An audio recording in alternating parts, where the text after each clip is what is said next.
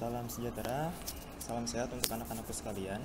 Bagaimana kabarnya? Semoga selalu diberi limpahan kesehatan ya oleh Allah Subhanahu wa taala. Pada kesempatan kali ini kita akan melanjutkan pembelajaran kita di bab kedua, yaitu tentang koordinat kartesius.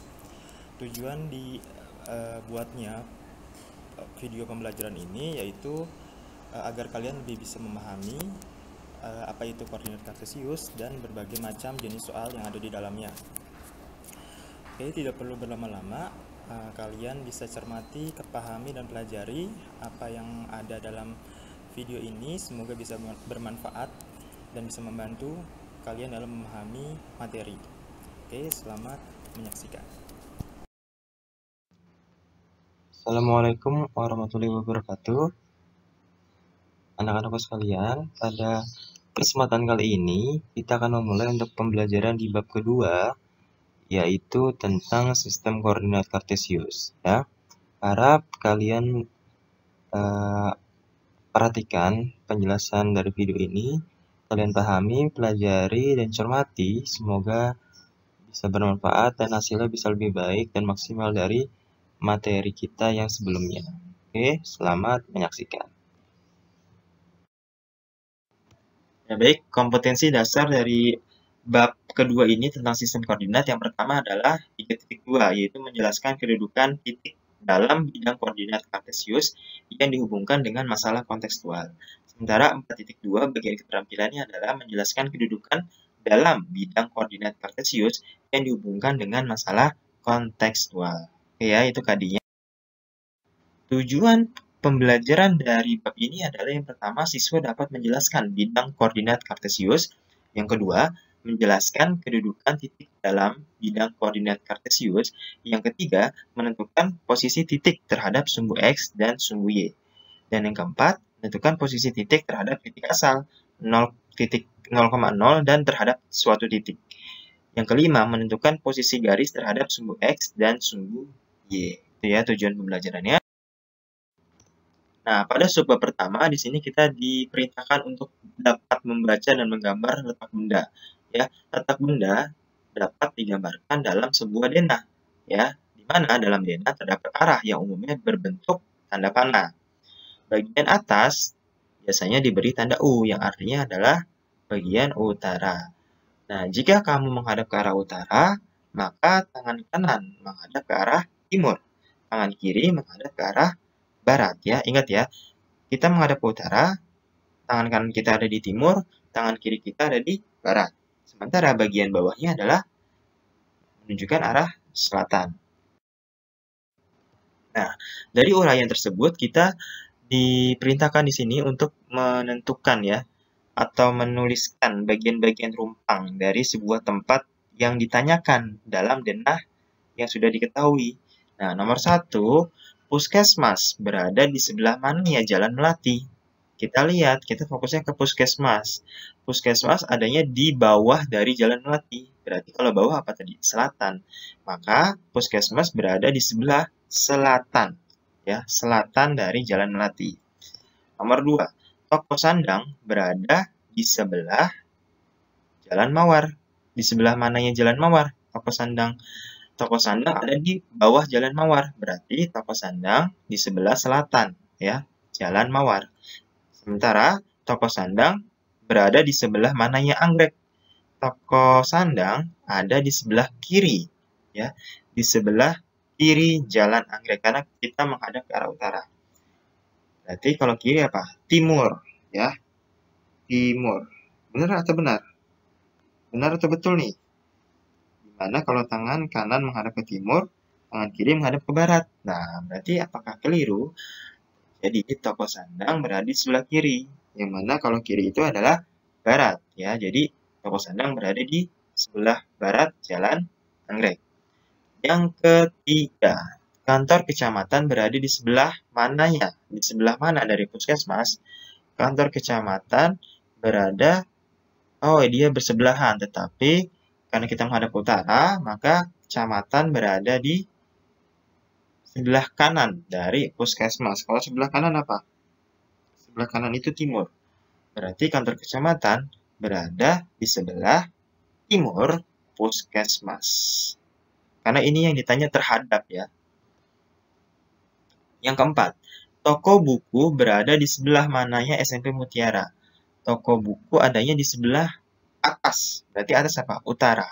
Toko buku berada di sebelah utara SMP Mutiara. Yang kelima, rumah penduduk berada di sebelah mananya? Lapangan. Rumah penduduk ada di selatan ya, karena di bawah ya. Rumah penduduk ada di selatan dari lapangan dan di sebelah mananya SMP Mutiara. Di sebelah mana? Di sebelah kanannya ya. Di sebelah kanannya. Berarti kalau kanan apa? Kalau kanan itu adalah timur. Jadi rumah penduduk berada di sebelah timur SMP Mutiara. Bukan, sorry. SMP Mutiara itu terhadap rumah penduduk. Berarti rumah penduduk ada di sebelah kirinya. Ya, jangan terbalik nih. Sebelah kiri adalah barat. Jadi rumah penduduk berada di sebelah barat SMP. Selanjutnya, mengenal koordinat posisi sebuah benda. Kita harus tahu dulu nih, apa sih koordinat itu? Yaitu bilangan yang dipakai untuk menunjukkan lokasi suatu titik pada bidang. Ya. Kemudian koordinat dapat memudahkan dalam menemukan letak posisi suatu benda. Nah, kita di sini disajikan sebuah gambar ya. Ada beberapa benda yang letaknya ada di sebuah koordinat ya, di mana ada yang berisi angka ya, ini yang horizontal ya, yang mendatar, ini isinya angka semua. Kemudian ada yang ke atas atau vertikal. Nah, ini isinya huruf. Kita di sini disuruh atau diinstruksikan untuk mengisi titik-titik koordinatnya dari benda-benda yang ditanyakan. Yang pertama, ada contoh di sini, komputer. Nah, komputer ada di sini nih ya. Nih, komputer terletak di posisi 2G. Ya, 2G. Jadi 2 ya, dia ke atasnya 2, di bagian horizontalnya dia menunjukkan ke arah 2 ya, komputer. Kemudian di bagian vertikalnya dia ada di kolom G. Gitu. Ya. Jadi penyebutannya dahulukan yang horizontal dulu, atau nanti kalau sudah benar-benar gambarnya kartesius, maka di sini yang horizontal adalah sumbu X dan yang vertikal adalah sumbu Y. Jadi dahulukan yang sumbu X dulu atau yang horizontal, baru yang vertikal atau yang sumbu Y. Jadi penyebutannya dari yang mendatar atau yang horizontal ya. Jadi 2,3. Nomor 2, motor terletak di posisi mana? Motor, kita cari motor. Oh, ini motor. Motor itu ada kata kuncinya tuh 1. Ya, benar 1 ya. 1, C ya. Di hurufnya dia berada di kolom C. Di angkanya dia di kolom 1. Kemudian domba berada di domba mana? Domba, nih ya domba ya. Domba itu ada di kolom 3 dan A. Jadi 3, A. Nih, dia bertemu di sini. Ini 3, angkanya 3. Hurufnya ada di A. Kemudian nomor 4, meja. Nih meja. Meja ada di sebelah mana? Meja ada di, angkanya ada di 5, hurufnya ada di C. Berarti 5, C. Ya. Kemudian nomor 5, orang. Ini orang ya. Orang terletak di koordinat mana? Orang itu angkanya ada 7 dan hurufnya ada di D. Berarti 7, D. Nomor 6, HP atau handphone. Handphone nih ya. Ada di koordinat angkanya 5, hurufnya E. Berarti 5, E. Jadi yang angkanya dulu, yang horizontal dulu ya. Jangan lupa, harus diingat. Kemudian nomor 7, pohon. Ini pohon ya. Pohon terletak di mana? Di 4 ya. Angkanya 4, hurufnya F. Jadi 4, F. Oke. 8. Titik-titik. Nah, ini kita menentukan bendanya. Titik-titik terletak di posisi koordinat 6, F. Kita cari. Ini 6 nih. 6, F. Oh, ternyata adanya di 6, F itu adalah sebuah bendanya kursi. Jadi kursi berada di 6, F. Kemudian yang nomor 9, koordinatnya adalah 4, B. 4, B. Oh, di 4, B ini ada bendanya adalah buku. Jadi buku berada di koordinat 4, B. Nomor 10, terakhir, titik-titik berada di koordinat 1E. Satunya di sini, E-nya di sini. Ternyata isinya adalah sebuah mobil. Jadi mobil berada di koordinat 1, E. Nah, kemudian ini kita masuk ke intinya, tadi hanya pengantar saja atau pemanasan ya. Jadi sistem koordinat kartesius adalah suatu metode untuk menentukan letak suatu titik dalam grafik. Nah, sistem koordinat kartesius merupakan koordinat yang digunakan untuk menentukan tiap titik dalam bidang dengan menggunakan dua bilangan yang disebut koordinat X atau sumbu X, yang dalam matematika itu nama ilmiahnya adalah absis, dan koordinat Y dalam matematika disebut sebagai ordinat dari sebuah titik. Gitu ya. Yang ketiga, untuk mendefinisikan koordinat diperlukan dua buah garis berarah ya yang tegak lurus. Jadi ada yang tadi ya sama seperti tadi yang angka itu horizontal, yang huruf itu vertikal ya. Jadi dia tegak lurus. Tegak lurus satu sama lain ya. Artinya dua garis tersebut dinamakan sumbu X ya. Sumbu X itu tadi yang isinya angka, yang sumbu Y itu yang ke atas ya, yang isinya huruf. Jadi yang mendatar itu X, yang ke atas itu atau yang vertikal adalah Y. Harus selalu diingat, jangan terbalik. Nah, ini ada gambar dari kartesius ya. Jadi bentuk kartesius adalah seperti ini diagramnya. Ya, ada sumbu X, ini sumbu X ya, dia yang horizontal ya. Dia yang ke samping. Kemudian kalau yang sumbu Y dia yang atas bawah gitu ya, atau yang vertikal. Nah, di sini di dalam koordinat kartesius ada yang namanya kuadran. Nah, kuadran apa sih? Jadi kuadran adalah yang memisahkan antara garis dengan garis ya, yang membentuk sebuah daerah. Nah, kita lihat kuadran 1. Kuadran 1 ada di kanan atas ya. Di mana nilainya adalah positif ya. Dia berada di area positif nih ya. Di X-nya positif ya. Nih, 1 2 3 4 5 6 dia positif semua tanpa ada min. Kemudian di area Y-nya dia juga positif ya. Jadi ingat kalau kuadran 1 dia areanya selalu positif atau lebih dari 0 semua angkanya. Yang kuadran 2 kita lihat daerah X-nya dia ternyata negatif nih, karena dia nih ya ke kiri, arah panahnya ke kiri, berarti dia negatif.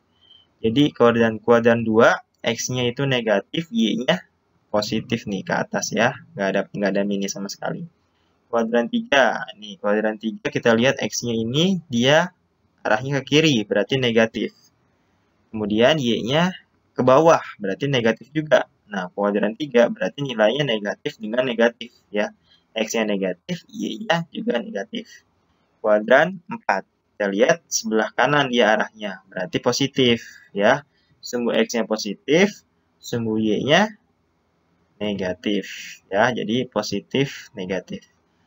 Nah, di sini ada keterangan ya, garis yang mendatar atau horizontal disebut sumbu X ya. Tadinya sudah Bapak bilang, yang mendatar itu sumbu X, yang tegak itu atau yang berdiri itu disebut sumbu Y.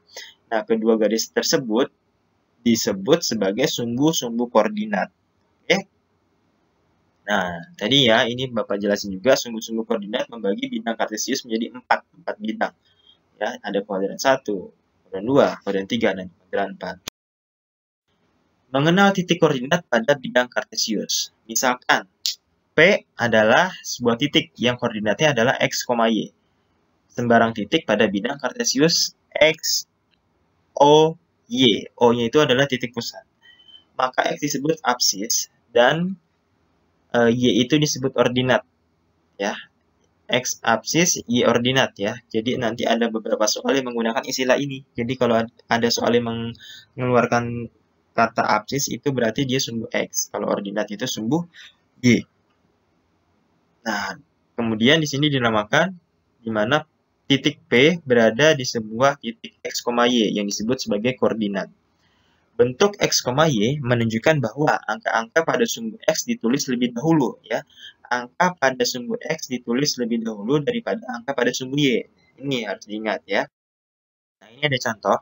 Ada sebuah gambar koordinat kartesius di mana di sekelilingnya itu ada sebuah titik. Ya, ada yang sudah diketahui koordinatnya, ada yang belum. Nah, kita di sini disuruh atau diperintahkan untuk menentukan ya koordinat-koordinatnya. benar atau tidak. Kita bisa menamai titiknya. Yang pertama, coba jelaskan arti dari koordinat titik B. Koordinat titik B di sini. B itu di sini udah ada ya, udah ada koordinatnya ya, titiknya ya, min 4, min 6. Ya, min 4, min 6. Artinya adalah yang depan kan tadi apa? Yang ditulis duluan adalah sumbu X. Sumbu X-nya berada di titik min 4 dan sumbu Y-nya ada di titik min 6 ya. Ingat ya, yang ke samping ini, yang ke kiri dan kanan ini namanya sumbu X, yang ke atas dan bawah ini namanya sumbu Y. Jadi titik B, X-nya berada di min 4, Y-nya berada di min 6. Kemudian yang titik E, E-nya 1,2. Ini 1 ya, X-nya 1, Y-nya 2 ya. Coba nomor 2 ya, tentukan koordinat titik C. Nah, C ini belum ada titiknya nih. Kita sekarang disuruh menamakan titik C ini koordinatnya di mana nih? Dari X-nya dulu. X-nya itu adanya di 2 nih. X-nya ada di 2, Y-nya ada di min 4. Jadi 2, min 4 ya.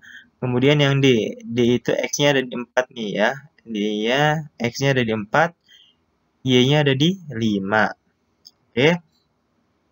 Kemudian yang F. Yang F. X-nya dulu. X-nya ada di min 2, Y-nya ada di min 3 ya. Itu ya. Sekarang nomor 3, titik-titik manakah yang terdapat di kuadran 1? Kuadran 1 adanya di kanan atas. Nih, kanan atas yang ini ya. Yang daerahnya positif sama positif. X-nya positif, Y-nya positif. Itu namanya kuadran 1 di sini. Ini kuadran 1. Adanya titik E dan D. Kemudian kuadran 2. Kuadran 2 di sini di sebelah kuadran 1 ya. Atau dia nilainya negatif, X-nya negatif, Y-nya positif. Nah, ini adanya titik A. Kemudian yang nomor 5, di kuadran 3 ada titik apa aja? Nih, kuadran 3 ada di bawahnya kuadran 2, yaitu isinya B sama F ya. Kemudian yang terakhir, kuadran 4. Nih, di bawah kuadran 1 ya. Dia isinya hanya titik C, gitu ya. Di slide berikutnya, misalkan diketahui koordinat titik A 6,5 ya. 6,5 ya, 6-nya itu X, 5-nya itu Y. Cara membuatnya, tarik garis putus-putus yang sejajar dengan sumbu Y dan berpangkal di titik 6 ya. Jadi kalau disuruh menggambar koordinat titik 6,5, berarti 6-nya itu ada di angka atau ada di sumbu X ya. Tinggal ditarik ke atas, kemudian Y-nya itu adalah 5. Jadi 5-nya juga ditarik garis. Nanti dia akan ketemu nih. 6 dan 5 akan ketemu di suatu titik atau berpotongan di satu titik. Nah, itu dinamakan titik A. Seperti itu ya. Kemudian selanjutnya, menggambar bangun datar pada bidang kartesius. Nah, jadi dari bidang kartesius ini kita juga bisa yang namanya menggambar suatu bidang datar, bangun datar. Ada segitiga, trapesium, segi 4, dan lain sebagainya ya. Pada bidang koordinat kartesius, bangun datar dapat digambarkan dengan terlebih dahulu menentukan titik-titik sudut. Ya, titik sudutnya. Nah, nanti setelah mendapatkan titik sudutnya, kita bisa menghubungkan titik-titik itu menjadi sebuah garis ya. Contohnya, gambarlah titik-titik berikut pada bidang koordinat kartesius. Hubungkan titik-titik tersebut sesuai urutannya, kemudian tentukan bangun datar yang terbentuk. Oke, untuk contoh ini, Bapak akan mencontohkannya atau menerapkannya di sebuah aplikasi matematika ya, yang namanya GeoGebra. Jadi, simak video pada aplikasi GeoGebra berikut ini. Ya, anak-anak, pada contoh soal yang akan Bapak berikan, sekarang Bapak akan menjawabnya dengan bantuan aplikasi ya. Yang aplikasi ini sangat membantu untuk mempelajari tentang geometri, khususnya bidang datar. Ya. Tapi kita kali ini akan fokusnya ke diagram kartesiusnya saja. Untuk contoh soal yang pertama, diketahui 3 buah titik ya, di mana masing-masing titik mempunyai titik koordinat A, B, C. Untuk titik yang A, koordinatnya adalah 2,2. 2,2 artinya sumbu X-nya 2, sumbu Y-nya 2. Sumbu X-nya dan sumbu Y-nya sama-sama 2. Jadi dia mempunyai titik potong di 2,2. Kemudian titik B. Titik B-nya 6,2. 6,2 berarti X-nya 6, Y-nya 2. Ya. X-nya 6, tarik dari sumbu X. 6, kemudian Y-nya 2. Ya. Ingat ya, untuk yang garis horizontal itu adalah sumbu X. Dan yang vertikal adalah sumbu Y. Jangan sampai terbalik. Kemudian, untuk yang titik C-nya 4,6. Jadi sumbu X-nya 4. Ya. Sumbu X-nya 4, sumbu Y-nya 6. Di sini berarti ya. 4,6 ya. Jadi sudah kita taruh di Kartesius masing-masing titiknya. Kemudian yang terbentuk adalah sebuah bangun datar yang bernama apa? Segitiga. Ya. Dia mempunyai 3 titik sudut dan mempunyai 3 buah sisi. Jadi bangun yang terbentuk adalah segitiga.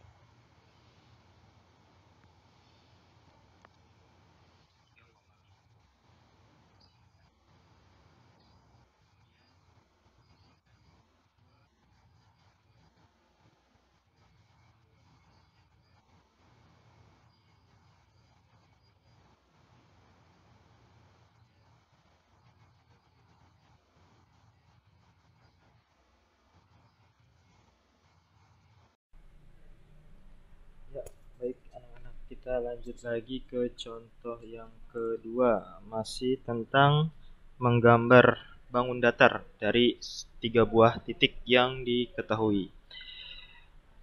Soal yang B ini titiknya adalah PQR, di mana titik P-nya adalah koordinatnya 1,1, berarti sumbu X-nya bernilai 1 dan sumbu Y-nya bernilai 1. Kemudian titik keduanya adalah titik Q. Titik Q koordinatnya adalah 5,1. X-nya 5, Y-nya 1. X-nya 5, Y-nya 1. Berarti di sini ya. Titik yang ketiga adalah titik R.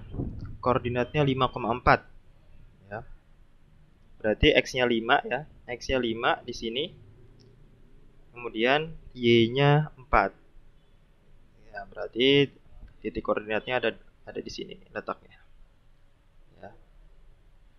Nah, kemudian 3 titik ini dihubungkan, maka jadilah sebuah bangun datar yang terbentuk, yaitu bangun segitiga. Oke.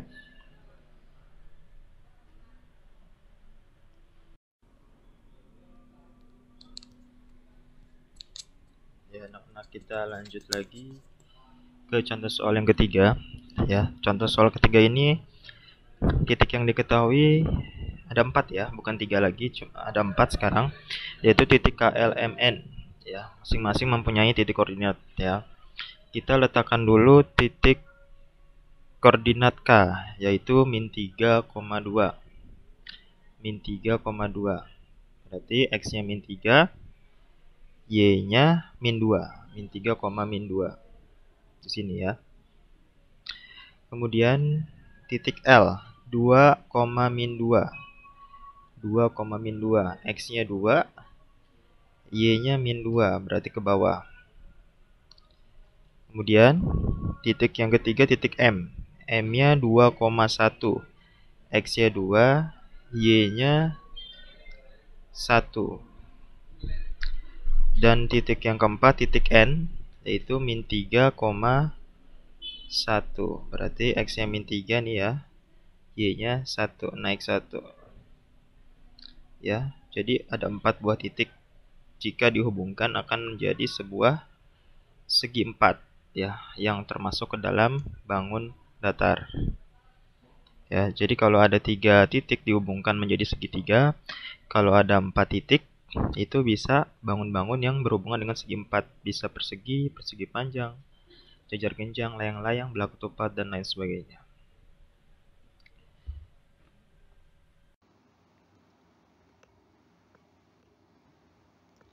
Kemudian di slide selanjutnya ada jarak dua titik pada bidang datar. Nah, di sini kita disuruh mencari jarak dari titik yang dibentuk ya, koordinat P. Misalkan sini ada suatu gambar ya, di mana ada koordinat P yang mempunyai titik koordinat 4,3 ya. X-nya 4, Y-nya 3 ya. P-nya 4 nih ya, X-nya 4, Y-nya 3. Nah, kita disuruh menentukan berapa besar jaraknya. Jarak dari titik pusat 0,0 nih. Titik awalnya, titik asalnya 0,0. 0,0 ke titik P yang 4,3. Berapa? Jadi pakai cara ini atau rumus ini ya. D sama dengan X kuadrat ditambah Y kuadrat.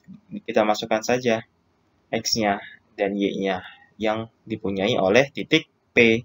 X-nya itu 4, Y-nya 3, berarti 4 pangkat 4. 4 pangkat 2 ditambah 3 pangkat 2, jadi 16 ditambah 9 ya. Kalau pangkat tahu ya, yaitu perkalian berulang dengan angka yang sama. 4 pangkat 2 berarti perkalian 4 dengan angka yang sama. 4 kali 4, 16. Kemudian 3 pangkat 2, 3 dikali 3, 9. 16 tambah 4, 16 tambah 9 sama dengan 25. Berarti akar dari 25 adalah 5 ya. Seperti itu. Nah, kemudian lalu bagaimanakah rumus jarak antara dua titik yang misalnya A-nya itu X1, Y1, B-nya X2, Y2 dalam bidang kartesius? Jarak antara titik A dan titik B adalah sebagai berikut. Nih rumusnya ya. A, titik B. Rumusnya yaitu akar dari X kuadrat dikurang X2 dikurang X1 dipangkatkan 2 ditambah Y2 dikurang Y1 dipangkatkan 2. Kemudian hasilnya nanti akan diakarin pada bagian akhir. Nah, kemudian letak titik P, Q, dan R. Di sini ada contoh ya. Letak titik P, Q, dan R pada bidang koordinat kartesius berturut-turut adalah 21, 61, dan 64.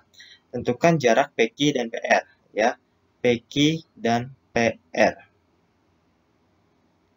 Berarti kalau ini kan otomatis dia kalau misalkan dihubungkan akan menjadi sebuah segitiga kan. Nah, yang disuruh mencarinya cuma PQ dan PR. Berarti kita butuh dua titik aja, PQ dan PR. Rumusnya kita pakai yang ini, yang AB ini. Ya, PQ berarti P-nya itu sebagai yang pertama, Q-nya itu sebagai yang kedua. Gitu aja ya. Nah, berarti rumusnya adalah X2 dikurang X1. PQ. X2-nya 6, X1-nya 2. Berarti 6 kurang 2, 4. Kemudian Y2 dikurang Y1. Y2-nya 1, Y1-nya 1, jadi 1 kurang 1, 0. Jadi 4 kuadrat ditambah 0 sama dengan 4 kuadrat itu 16. Jadi 16 akar 16 adalah 4. Kemudian titik yang lain atau jarak yang lain adalah mencari PR. Ya, berarti kita butuh dua titik P dan R. PR, P-nya 1. P-nya yang pertama, R yang kedua. Berarti X kuadrat dikurang X1. X2 ya, bukan X kuadrat. X2-nya 6. X1-nya 2, berarti 6 dikurang 2, 4, ya kan? Kemudian Y2 dikurang Y1, Y2-nya 4, Y1-nya 1, 4 kurang 1, 3, jadi 4 kuadrat ditambah 3 kuadrat sama dengan 16 dikurang 9 sama dengan akar 25. Akar 25 berapa? 5 ya, ini kurang 5 ya. Jadi sama dengan 5, seperti itu. Nah, kemudian selanjutnya, koordinat sembarang titik pada suatu ruas garis, ya misalkan pada bidang kartesius yang di samping ini ada titik A, X1, Y1, B-nya X2, Y2, dan C-nya XC, YC yang berada pada sebuah garis lurus AB. Ya, jadi titik A dan titik B dihubungkan menjadi sebuah garis AB ya namanya, sehingga perbandingannya adalah AC banding CB ya, karena di tengah-tengah garis AB ya. Di tengah-tengah garis AB ini ya, muncul satu titik yang dinamakan C. Nah, perbandingan dari AC ya, ini AC nih ya, AC itu dinamakan sama M, dan CB dinamakan sama N ya. Nah, dia punya rumus tersendiri. Rumusnya ini untuk mencari koordinat dari titik C-nya kan kita nggak tahu. Kita pakai rumus ini nih ya. Rumus ini XC. XC itu berarti mencari nilai dari koordinat C-nya. Koordinat X dari C. Pakainya X1 nih ya, N X1, N dikali X1 ditambah N dikali X2 dibagi M plus N. Ya, N-nya tahu ya, N itu adalah jarak antara B ke C. Ini N, jarak dari A ke C itu M. Jadi tinggal disubstitusi saja angka-angkanya kalau sudah diketahui ke rumus ini. Jadi nyarinya satu-satu ya. X-nya dulu berapa, kemudian Y-nya dulu berapa. Nanti akan dapat koordinatnya. Ya. Nah, ini sudah hampir selesai. Kemudian yang berikutnya, posisi jarak titik dalam koordinat Kartesius.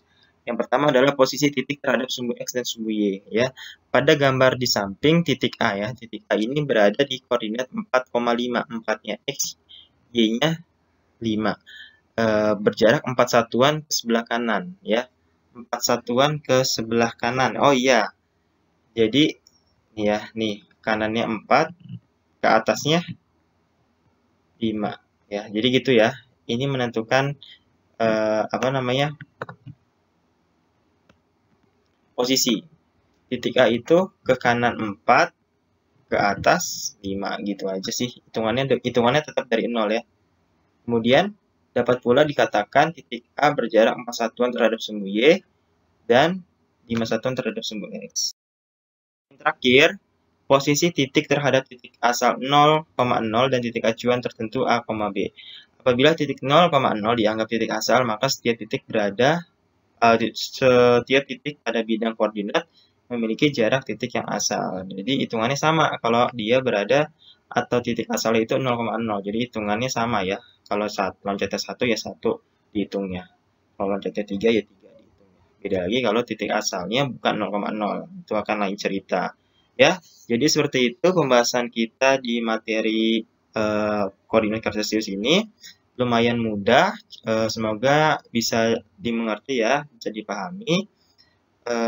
Nanti kita akan mengevaluasi sejauh mana pemahaman kalian tentang koordinat Kartesius. Oke, sekian yang bisa Bapak sampaikan dalam video pembelajaran ini. Semoga bisa bermanfaat ya. Kurang lebihnya mohon maaf. Wassalamualaikum warahmatullahi wabarakatuh.